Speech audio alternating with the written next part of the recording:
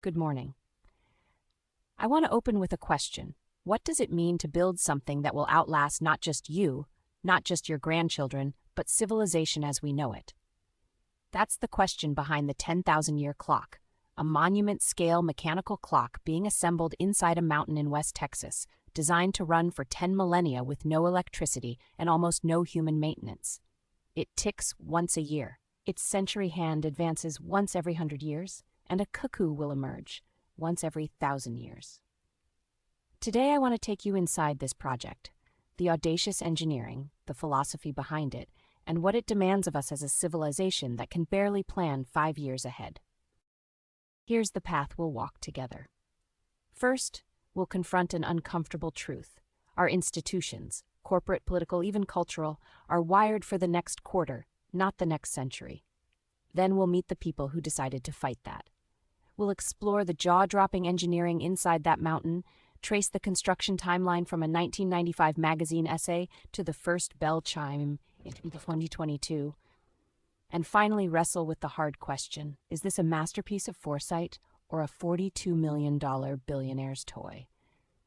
By the end, I want you to leave with a different relationship to time itself.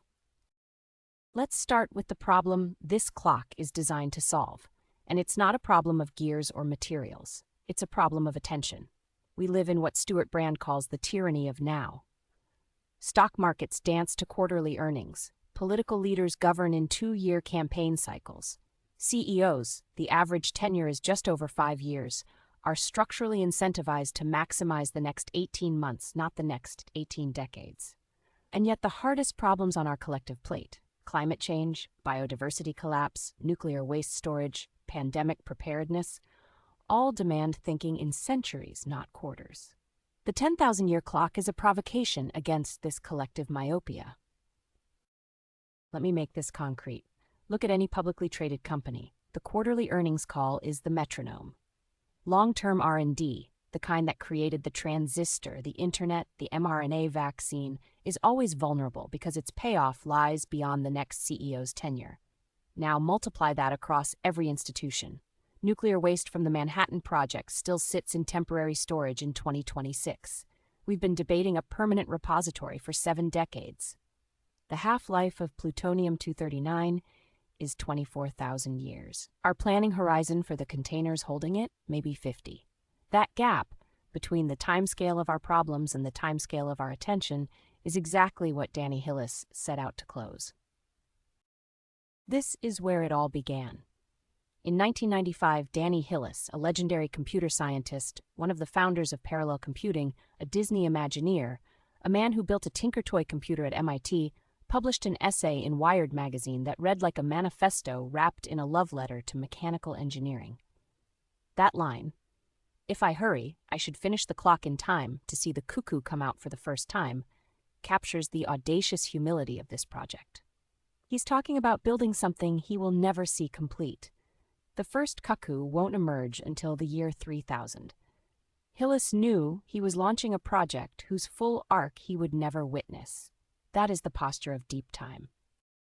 Before we go deeper, let's ground ourselves in the scale of this thing. 10,000 years. That's roughly the span of recorded human history. The shaft housing this clock drops 500 feet into solid limestone.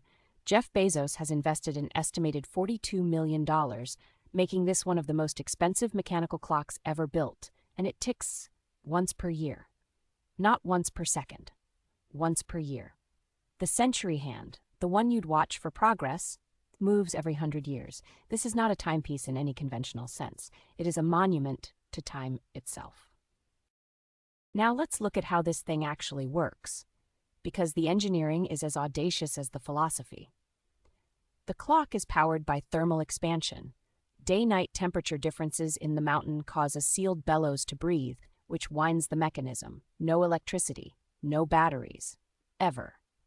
A 10,000-pound weight, 5 tons, stores gravitational energy, and visitors who make the pilgrimage into the mountain can wind it further.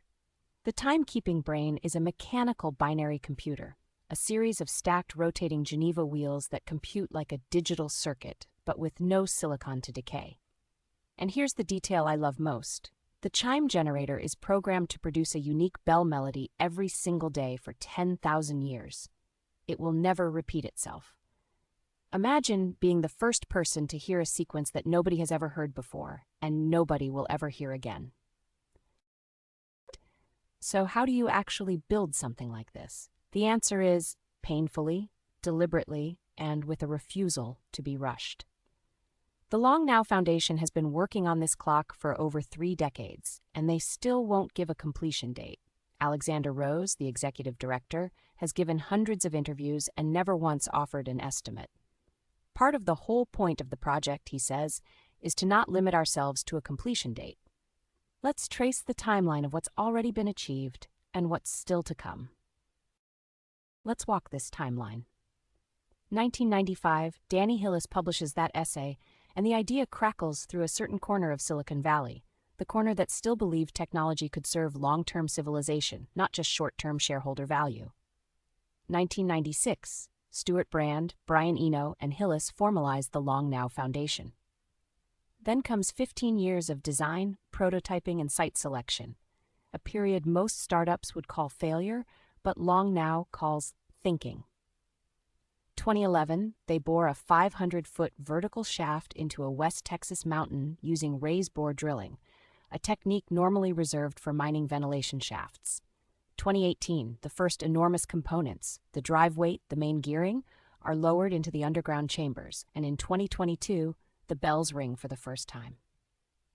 A sound nobody alive today will hear in person again for 1,000 years, unless they make the pilgrimage. And here's what gets me. The team still won't say when it's finished, because in deep time, finished is the wrong question. Why a mountain? Why West Texas? Because if you're building for 10,000 years, real estate matters. The Sierra Diablo Range is geologically ancient and stable, minimal earthquake risk, an arid climate that slows corrosion, and solid limestone that can be carved into chambers that will outlast any building on the surface. The site is remote, deliberately so. Visiting the clock requires effort. You have to want to go there. And when you arrive, you become part of the mechanism. The clock only displays the time if visitors wind it. It's a beautiful piece of design philosophy. The clock needs humanity to keep it alive, and humanity needs the clock to remind us what time really means. Let me introduce you to the people. Danny Hillis you've met, the inventor whose brain gave us parallel supercomputers and now a 10,000-year clock. Stuart Brand is harder to summarize. He created the Whole Earth catalog in 1968. Steve Jobs called it Google in paperback form, and has spent 6 decades at the intersection of technology, ecology, and long-term thinking. Brian Eno, yes, the Brian Eno who produced U2 and David Bowie, coined the phrase the long now during a conversation about how New Yorkers think in minutes, not centuries. Jeff Bezos is the controversial patron, $42 million and a mountain. And then there's Alexander Rose, the executive director, the person who has actually spent 2 decades turning philosophy into steel and limestone. He's the one who, when asked when the clock will be finished, simply says, "We don't know, that's the point." But we have to ask the hard questions. Not everyone thinks this clock is a noble endeavor. Critics have called it a billionaire's vanity project, a monument to techno-optimism that distracts from real problems, and, most pointedly, a clock that will almost certainly be broken, forgotten, or destroyed long before the 10,000-year mark. Let's take those critiques seriously, because the Long Now Foundation certainly does. The best arguments for the clock only become visible when you stare directly at the best arguments against it. We've heard the skeptics. They raise valid points, and the engineers themselves share those fears. But let's step back from the gears and the shafts and the $42 million price tag for a moment. Because the clock was never really about the clock. Danny Hillis didn't set out to build a perfect timepiece. He set out to build a provocation. And on that measure, the clock is already working. Every person who hears about this project, every student, every engineer, every journalist is forced to confront a question they've never asked. What would I build if I had to think in millennia? That's the real engineering here, and it doesn't require the clock to tick perfectly for 10,000 years to succeed. Here's the beautiful paradox at the heart of this project. The clock doesn't need to run for 10,000 years to achieve its purpose. It's already achieving it right now, in this room, as we discuss it. Alexander Rose, the executive director, put it perfectly. Even a broken clock changes the way people think. Think about that. A machine that might one day be rubble, and it still succeeds. Because the output was never the ticking. The output is the question. What does it mean to be a good ancestor? That question, once asked, doesn't go away. And the clock has asked it of thousands of people already. So the critics who say it's a billionaire's vanity project are missing the point. The $42 million didn't just buy gears. It bought the world's most provocative thought experiment, carved into a mountain where it can't be ignored. We opened with a provocation, a clock that ticks once a year, chimes once a millennium, and asks nothing of us except to think further ahead than we ever have. Now we close with the same question, turned outward. The 10,000-year clock will outlast every person in this room, every company on the NASDAQ, every nation on the map today. But in the meantime, it holds up a mirror. What are we building that will matter in a century, in a millennium? The clock doesn't demand an answer. It just keeps ticking once a year, carved into a Texas mountain, waiting. The real engineering challenge isn't inside that chamber. It's out here, in the choices we make today that will ripple across centuries we'll never see. Thank you.